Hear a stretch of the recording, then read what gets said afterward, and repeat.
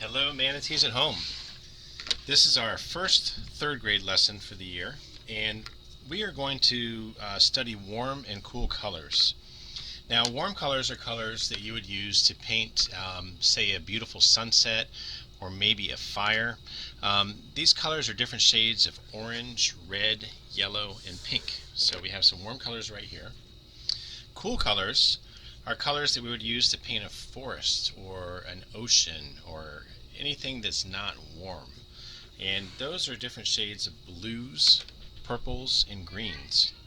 So we have warm colors and cool colors. Now, we're going to make a landscape drawing, and we're going to color it using warm and cool colors in a very special way. The first thing we're going to do is draw the landscape.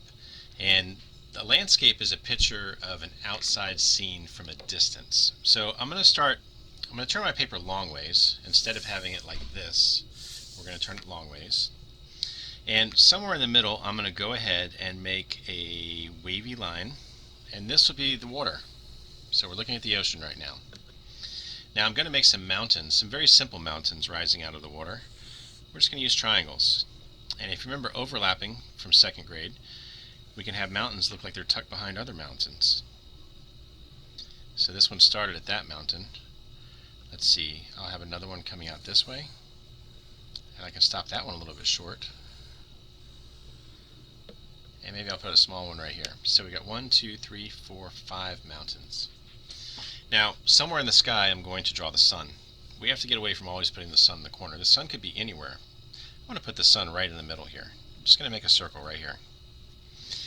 Now, we're going to be using warm colors to color the sky around the sun, so I want it to look like it's hot. So I'm going to put a wavy line around the sun, and it almost looks like a fried egg in the sky, I know. But we'll keep adding wavy lines around it, and the wavy lines will get bigger and bigger, and they'll tuck behind the mountains and actually go off the page. So this is my second wavy line. I'll make another one right here. And let's see, maybe it'll tuck down underneath here, down here, and come up here. We'll make another one. It'll just go like this on that side and over here. And I might have room for one more right here and just a little piece of wavy line right there. So now the sky already looks like it's really hot. So we're going to use warm colors up there. We'll be using cool colors for the mountains. And the water, if we wanted to, we could just put some little swirls in here.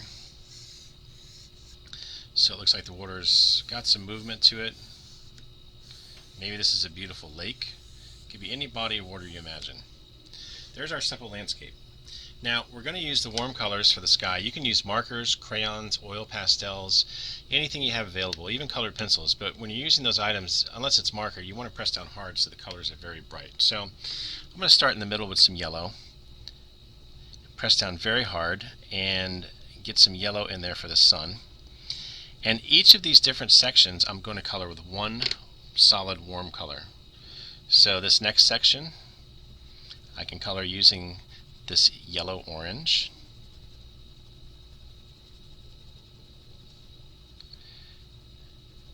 And it would take a really long time for me to color this entire drawing, and I'm sure you guys have a lot of things you need to get done, so I'll stop right there. But I might use pink for this next section, and that'll go all the way through here.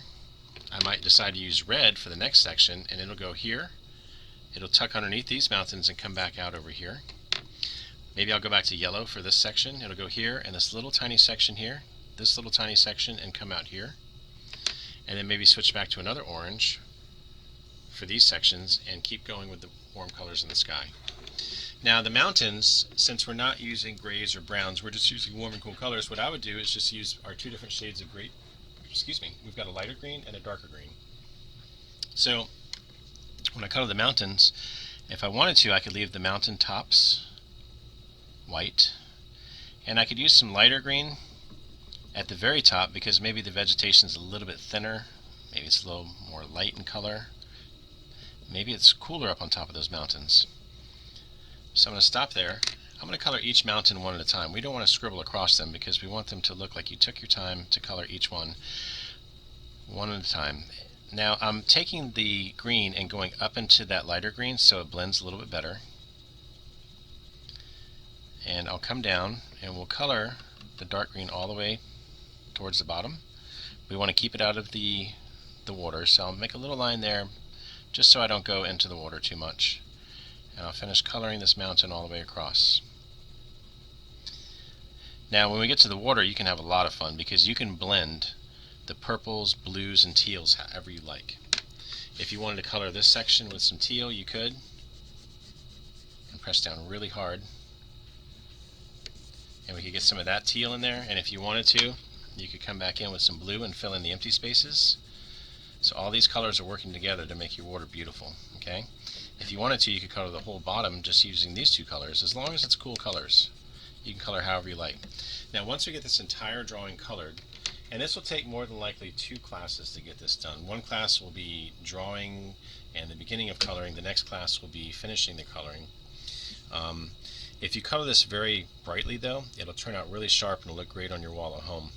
Another thing you can do is if you're using crayon, when you get done, if you press down hard and you have watercolor paints, you can paint over these colors using watercolor paints, and what will happen is the watercolor paint, if it's very watery, will not stick to the crayon, but it'll stick to all the little white spaces in there. So you could go back over these with blue and it'll fill in all those little white spaces.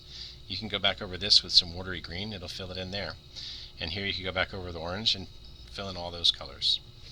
So this lesson is all about warm and cool colors and how to draw a simple landscape. I hope you enjoy it, and if you have any questions, feel free to email me through Schoology, and I would love to see your pictures when they are complete.